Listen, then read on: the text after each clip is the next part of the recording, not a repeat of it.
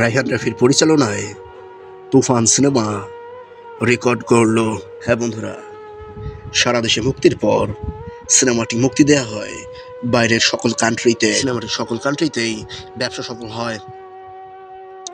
বিশ্ব রেকর্ড করা এই সিনেমাটি সর্বোচ্চ কত টাকায় হলো তা আমরা এখন বলবো। তুফান সিনেমাটির সর্বোচ্চ বাজেট ছিল 8 কোটি টাকা, যা বাংলাদেশের ফিল্ম ইন্ডাস্ট্রির ইতিহাসে এই প্রথম কোনো সিনেমা এত বাজেটে নির্মাণ করা হয়েছে।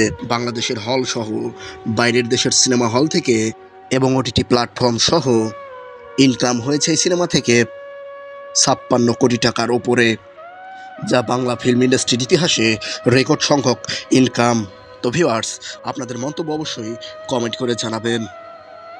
এতক্ষণ সাথে থাকার জন্য আপনাদেরকে অসংখ্য ধন্যবাদ।